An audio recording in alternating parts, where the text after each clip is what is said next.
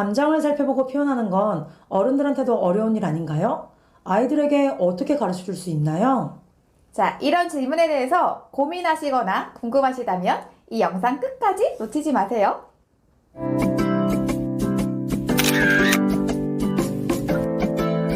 안녕하세요.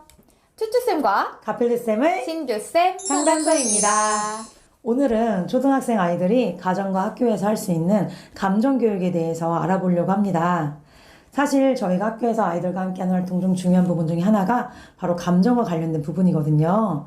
그렇다면 감정교육이란 무엇일까요?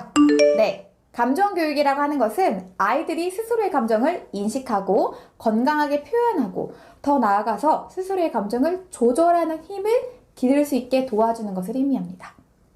자, 그렇다면 학교에서 감정교육을 왜 해야 할까요? 가피드쌤은 어떻게 생각하세요? 사실 저희는 보통 감정을 좋은 감정, 나쁜 감정으로 생각하는 경향이 있잖아요. 그렇죠. 막 신나고 즐거운 건 뭐 좋은 감정, 막 짜증나고 화나는 건 나쁜 감정. 하지만 사실은 감정에는 좋고 나쁨이 없죠. 모든 감정은 그 자체로 수용되어져야 합니다.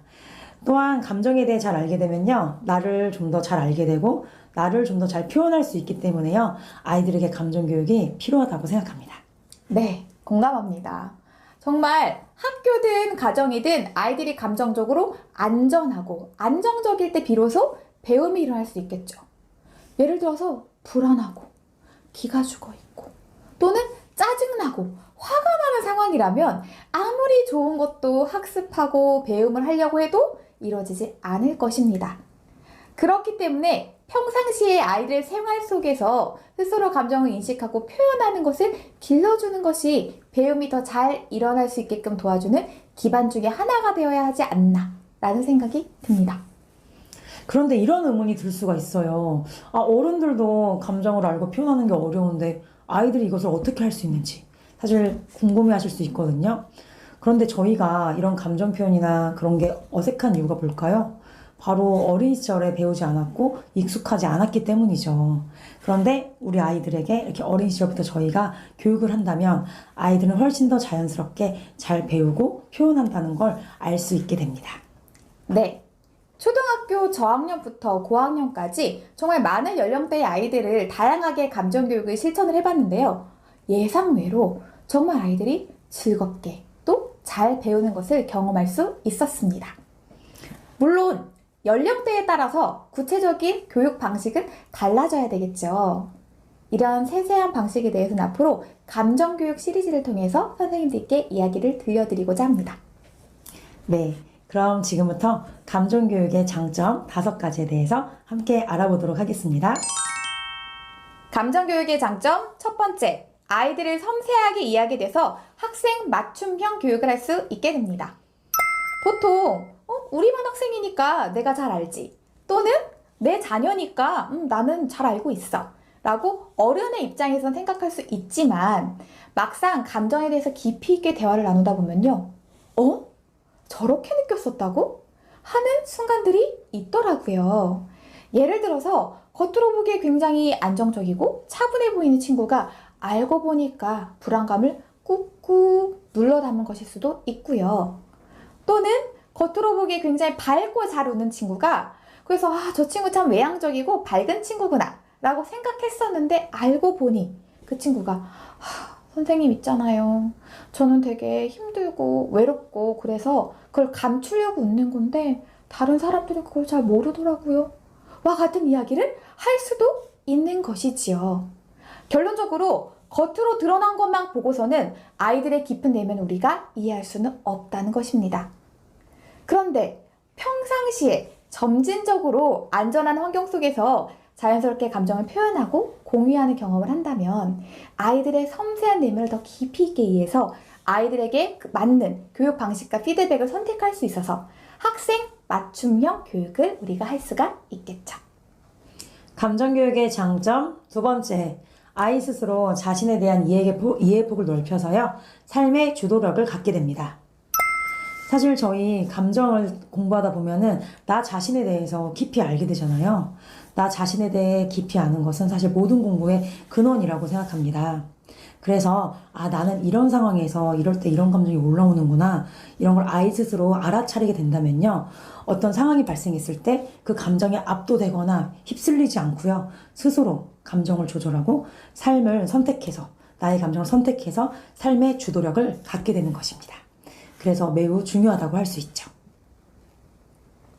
감정교육의 장점 세 번째, 공감 능력을 길러서 교우관계 형성에도 도움이 됩니다. 친구들 사이에서 인기 많은 아이들의 공통점 중에 하나는요, 공감 능력이 뛰어나다라는 겁니다. 그런데 이거를요, 타고나기를 잘하는 아이들이 있어요. 하지만 그렇지 않더라도 어떻게 감정을 표현하고 공감할 수 있는지에 대해서 차근차근 하나씩 알려준다면 다른 아이들도 배움을 통해서 충분히 알아나갈 수 있습니다.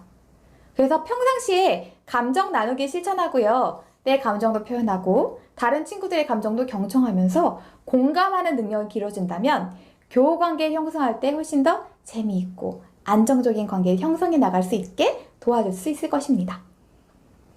감정교육의 장점 네 번째, 갈등 상황이 커지는 것을 미연에 예방할 수 있습니다.